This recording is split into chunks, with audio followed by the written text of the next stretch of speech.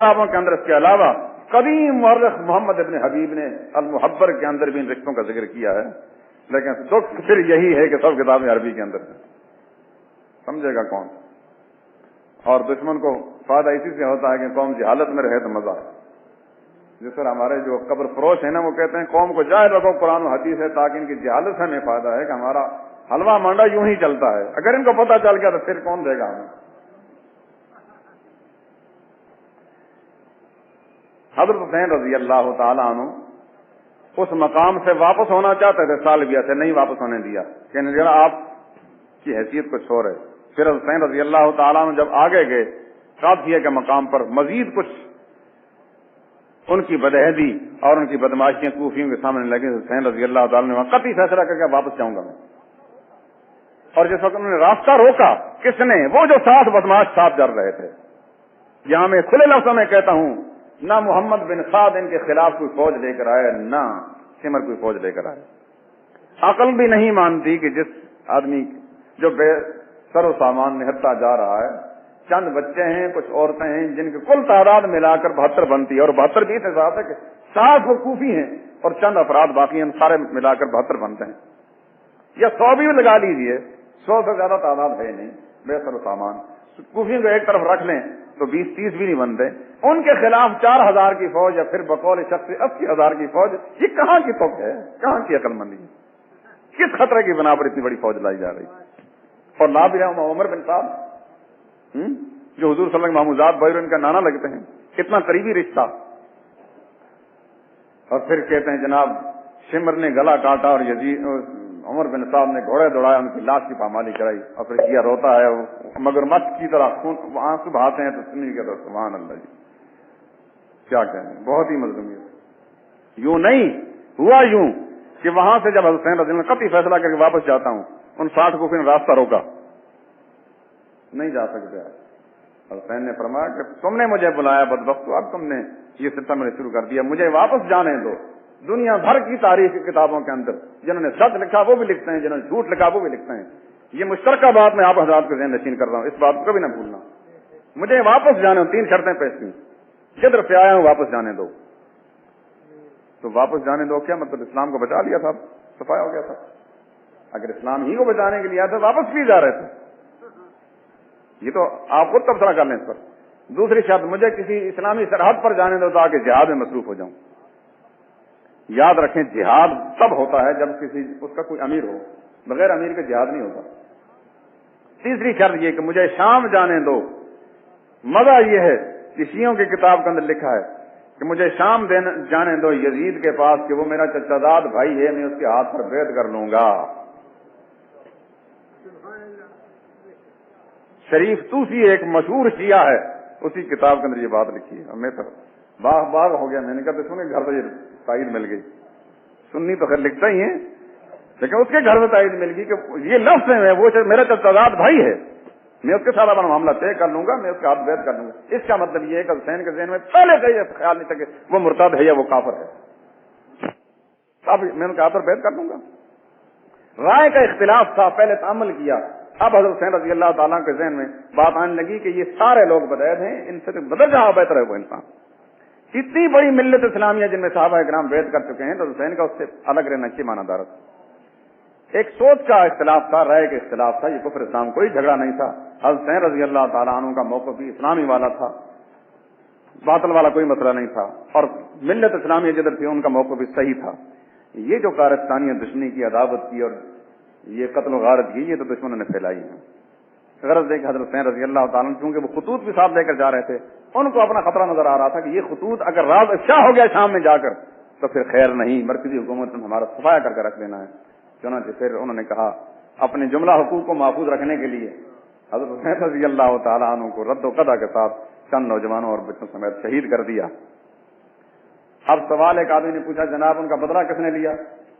بدلہ یوں لیا کہ عمر بن سعد رضی اللہ تعالیٰ عنہ اور اس قسم کے حضرات جو ہیں کچھ فاصلے پر تھے.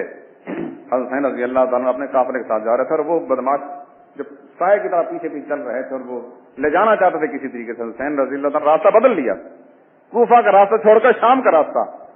قافیہ کا مقام سے کوفہ ادھر جاتا ہے اور شام ادھر جاتا ہے، شام کے راستے پر آگے کربلا آتا. ورنہ ایک آدمی نے اگر فرض کرو سیال کوٹ جانا ہو تو کاموں کے یا مرید کے سے راستہ سیال کوٹ کی طرف جاتا ہے، ادھر سے جاتا ہے نا. اس راستے کو چھوڑ کر ایک آدمی جو گجرات پہنچ جاتا ہے تو کیا مطلب، گجرات سے واپس سیال کوٹ آنا ہے؟ یعنی عقل کی بات. میں جغرافیائی حدود بتا رہا ہوں کہ راستہ ادھر ہے، منزل یہ ہے، ادھر کہاں جا رہے ہیں؟ معلوم ہوا کہ شام جا رہے تھے، کربلا کے میدان تک تو پہنچ گئے، اس کے بعد بدبختوں نے نہیں چھوڑا. کہاں 7 آدمی سرد و گرم کشیدہ، کہاں چند نوجوان اور بچے حضرت حسین رضی اللہ تعالیٰ نے ایسا سنا. یہ ان بدبختوں نے ایسا کیا. پھر جب یہ پتہ چلا تو حضرت عمر بن سعد اور اس قسم کے جو لوگوں نے، جتنے کوفی اس وقت بدماش تھے اس واقعے ملوث، جتنے مل سکے پکڑ لیے گئے، ان سب کو قتل کیا اور اپنے گھوڑوں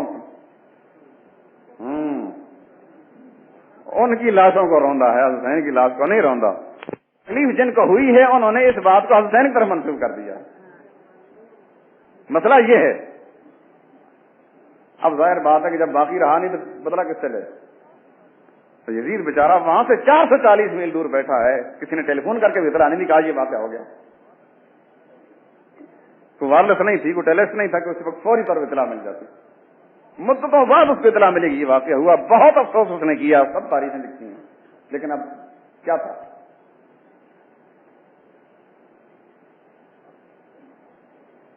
یہ واقعہ کچھ اجزاء ایسے ہیں.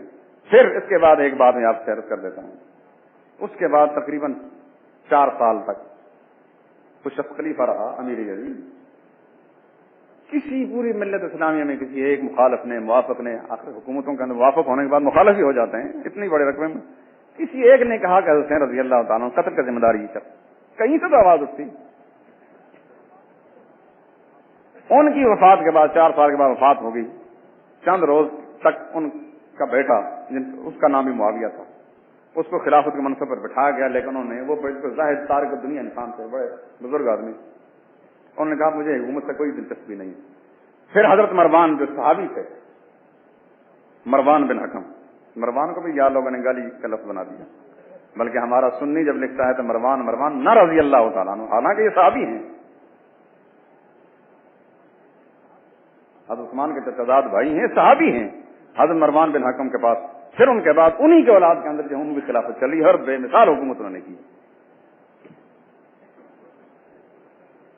اس پوری عرصے کے اندر جب تک اموی حکومت رہی، 92 برس تک بنو امیہ نے حکمرانی کی، 100 سال کے لگ بھگ. کسی طرف سے بھی کسی ایک متنفس نے یہ آواز نہیں اٹھائی کہ یہ واقعہ کربلا جو ہے اس کی ذمہ داری یہ مرکزی گورنمنٹ ہے جو یزید کی تھی. یہ حضرت حسین کی شہادت کے 100 سال کے بعد ایک رافضی بےایمان ابی مخلص لوط بن یحییٰ ازدی، اس نے ایک کہانی لکھی مقتل حسین کا نام سے، جو 170 ہجری میں مردار ہوا ہے. 100 سال کے بعد یہ کہانی لکھی، اور اس کہانی سے پھر دنیا بھر کی نام نہاد تاریخوں کے اندر وہ کہانیاں، وہی افسانے اس سے لیے گئے. وہ شخص تھا رافضی، صحابہ کا دشمن، اسلام کا دشمن، دین کا دشمن، مجوسی تھا، نسلاً مجوسی تھا. وہ آتش پرست ایران کے مجوسی میں سے، اور صحابہ کا بدترین دشمن، اسلام کا بدترین دشمن. کہانی لکھی اس نے ہے، اور اس سے پھر لے کر تبری نے لکھی، اس سے تبری کے بعد پھر جتنے آئے مکھی پہ مکھی مارتے چلے آئے، اس سے کے ساتھ حاشیہ آرائی کر کے نوک پلک سوا کر دنیا بھر کی تاریخوں کے اندر کاغذ کالے کر دیے. آج جو اٹھتا ہے اس کہانی کو لے کر پھر صحابہ اکرام، حضرت معاویہ رضی اللہ تعالیٰ عنہ صحابہ کے لیے دروازے کی حیثیت رکھتے ہیں. اس دروازے کو جب توڑا جائے گا تو پھر کسی کی ذات محفوظ نہیں رہے گی، لیکن اس دروازے پر حملہ آور ہونے کے لیے پہلے اس کے بیٹے کو بدنام کیا جاتا ہے. اور بدنام یوں ہوتا ہے کہ جب اس کے ذمہ سارے سیاہ بدنامات دھپے لگا دی جائیں گے، پھر سوچے گا یہ آیا کہاں سے یزید؟ جناب معاویہ نے اپنا نامزد بیٹا بنا دیا تھا. او یہ سب سے بڑی خرابی تو معاویہ نے کی تھی. اچھا یہ معاویہ یہاں کا گورنر کیسے بن گیا؟ جی اس کو عثمان نے مقرر کیا تھا، عمر نے مقرر کیا تھا. سب سے پہلی خرابی تو عمر نے عثمان نے پیدا کی. عمر کو کس نے اپنا جانشین بنا دیا؟ ابوبکر نے بنایا. سب پر معاملہ صاف ہو گیا، دمادم مسکلم. دشمن کا مقصد پورا ہو گیا. میرے مسلمان بھائیوں، آپ کے ہاتھ کیا آیا؟ یہ مختصر سی ایک رودات تھی جو آپ حضرات کے سامنے میں نے عرض کر دی. سب یار زندہ سبت باقی انشاءاللہ پھر کسی موقع پر مزید باتیں عرض کریں گے.